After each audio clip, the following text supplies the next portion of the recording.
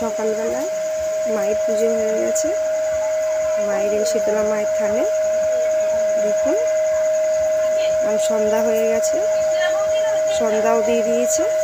মায়ের থানে এসে সবাই এখন ভোগ হবে, তার জন্য আয়োজন। সবাই মিলে সবজি কাটতে বসছে।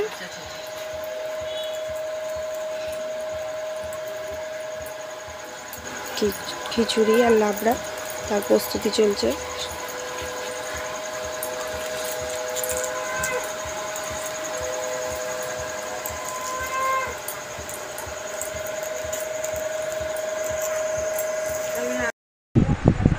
মটর ডাল ভিজিয়ে রেখে দিয়েছে ফ্রেন্ডস।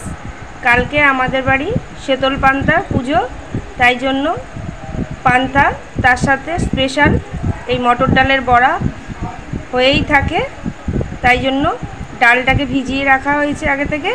হ্যালো ফ্রেন্ডস, আমি তনুশ্রী। আমার রান্নাঘরে প্রতিদিনের মতন আবার একটা রেসিপি নিয়ে হাজির হয়ে গেছি। রেসিপিটা দেখার জন্য সবাইকে জানাই স্বাগত।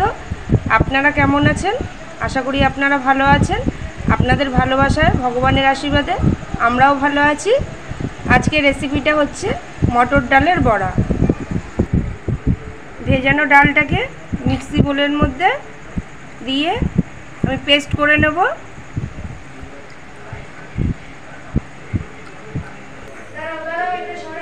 মিক্সিতে ডাল বাটছি, তার সাথে কাঁচা লঙ্কা দিয়ে দেবো,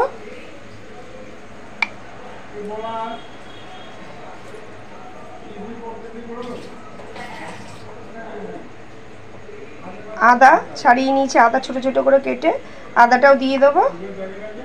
ডালের সাথে একসাথে এটাও পেস্ট করে নেব। খুব ভালো লাগে এই বড়ার মধ্যে কাঁচা লঙ্কা আর আদা দিলে।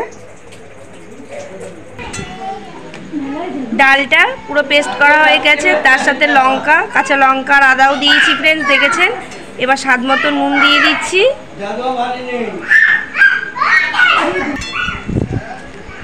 নুন দিয়ে দিয়েছি স্বাদ মতন। এবার কালো জিরে দিয়ে দিচ্ছি, একটু বেশিই দিয়ে দেবো, যাতে বড়াগুলোর মধ্যে খেলে যেন মুখে পড়লে কালো জিরেটা খুব ভালোই লাগবে, তাই একটু বেশি করেই দিলাম।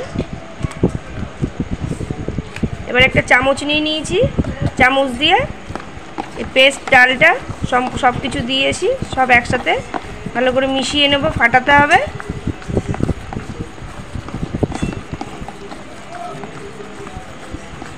একটু ভালো করে ফাটালে তাহলে ডালের বড়াটা ফোলা ফোলা খুব সুন্দর হয় ভাজার সময়। হলুদ দিয়ে দেব,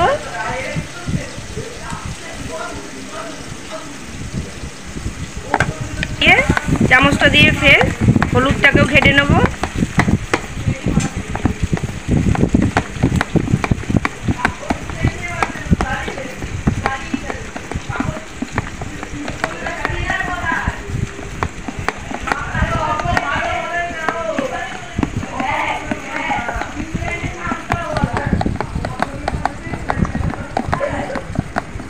খুব ভালো করেই ফাটতে হবে ডালের পেস্টটাকে।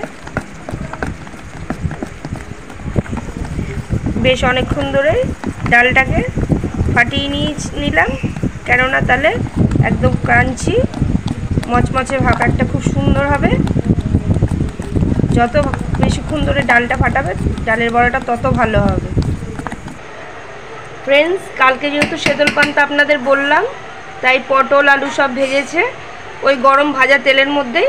এবার আমি ডালের বড়া, মটর ডালের বড়া যে আগে থেকে পেস্ট করে রেখে দিয়েছি, সেগুলোকে এবার ভেজে নেব। ছোট ছোট করে চামচ দিয়ে ছাড়ছি বড়ার মতন করে।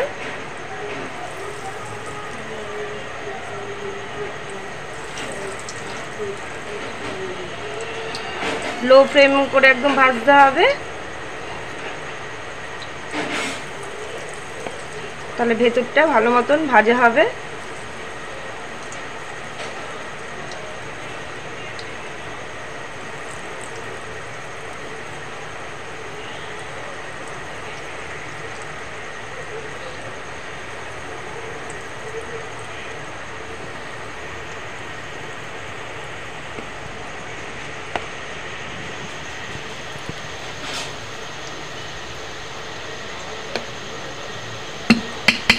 গ্যাস লো ফ্লেমে করে রাখবে একটু। এক পিঠটা ভাজা হলে ফের উল্টো পিঠটা উল্টে দেবো। এক পিঠ লাল লাল করে ভাজা হয়ে গেছে, উল্টো পিঠটা উল্টে দেবো।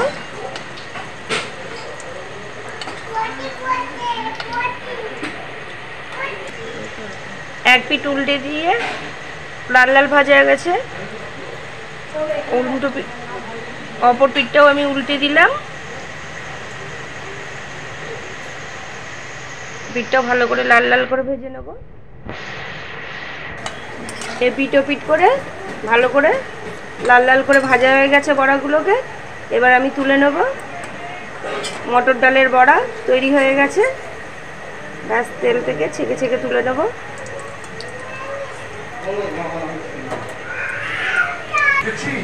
ঠিক এইভাবে বাকি ডাল বাটাটা দিয়ে বড়া তৈরি করে নেব ফ্রেন্ডস।